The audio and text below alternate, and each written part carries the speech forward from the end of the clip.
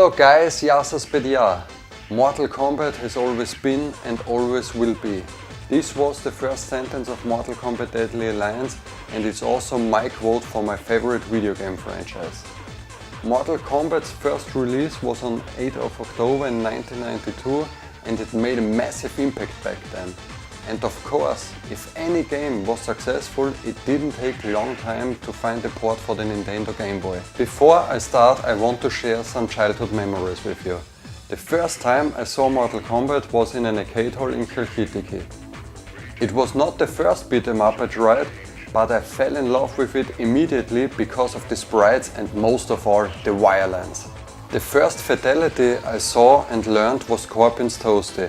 And I learned the combination of holding block and pressing up from an older boy in the hall. When the first movie came to the cinemas, we were wondering what it was about in school and the kid was claiming that people were pulled into the game and have to fight through it to survive. Since I was way too young, I was not allowed to see the movie in the cinemas, but when it was released on VHS, I was finally able to see it. And I loved this movie. And till today I love it. Through the time several new titles were released and since there were not many arcade halls nearby, I had to be satisfied with Ultimate Mortal Kombat 3 for the Sega Genesis and the Game Boy games. I loved Mortal Kombat so much, I even made a presentation about the franchise at school. I took my N64 with me at this day and showed Mortal Kombat Trilogy and MK4 my whole class. The Mortal Kombat Dragon was also my first tattoo. But now, enough of storytelling, now I want to bring you the first 4 Game Boy games nearer. In 1993, 1 year after the arcade game, the first title for the Game Boy was released and the roster was nearly complete except for Johnny Cage. The music is great, but that's the only good thing about it. Of course, the graphics were not that best and the controls were pretty slow, lagged and the usually fast combinations also work different. Since the Game Boy had only 2 buttons and the original game needed 4, many kicks and punches were removed. There was no blood in the game and the fatalities were strongly censored. But no matter how awful the game was, I loved it back then and I played it all day long. In 1994, Mortal Kombat 2 was released for the Game Boy and with 8 out of 12 playable characters, improved controls, graphics and gore, it is my favorite of the 4 games. Unfortunately, Kindaro was not included as sub-boss. Every character has one fatality and babalities were introduced. Summed up, it's a good game where the developers could prove that an arcade game can also be ported to the Game Boy without big cuts. In the year 1995, Mortal Kombat 3 for the Game Boy was released, but the first time I played it was as an adult and I can only say I'm glad about it. Compared to the second title, Mortal Kombat 3 is a huge step back and the playability is even worse than the first title. The controls are very delayed and the moves are clumsy. The graphics are satisfying for the Game Boy, but the sound is driving you crazy after a while. Some fatalities are just ridiculous and Motaro also didn't make it into the game. Mortal Kombat 3 seems like a statement by the developers that you have to release a game no matter if it's good or not. In 1998, Mortal Kombat 4 had its appearance on the Game Boy.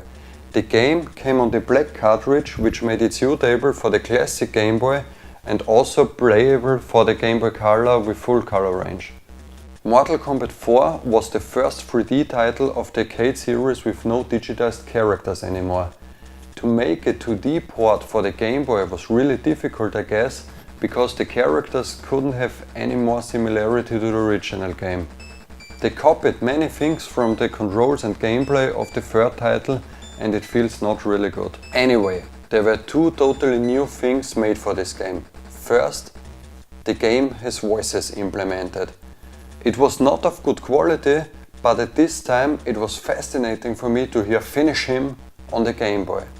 The second new thing was that the fatalities were showed as FMV clips. The idea was brilliant, but the implementation leaves much to be desired. The clips only take 1/3 of the screen, there's no sound except the stage music, and the animations are always the same, no matter which character you fight. With 8 characters to choose from, the game has enough selection to have a bit variety. Like in the titles before, Goro was also not included as sub-boss. So these were the first 4 games for the Game Boy. As a huge Mortal Kombat fan, I can't really rate them because my childhood memories are so dominant and I was really happy to play them on the go. Of course, every game has their weak points and they were ported loveless in parts, but it's still Mortal Kombat. You have to love them. I can really recommend you Mortal Kombat 2, but the other titles are more for collectors and lovers of the franchise. I want to thank Ed Boon, John Tobias, John Vogel and Dan Forden for the last 25 years. You created games that brought me so many memories and I still play all titles from time to time until now.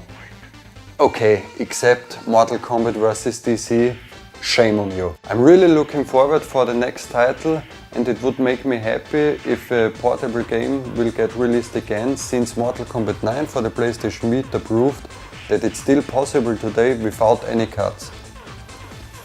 So this was my video, I hope you enjoyed it.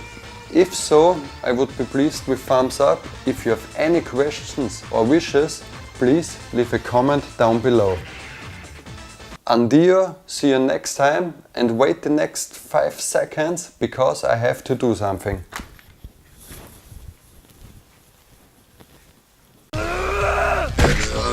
Finish him.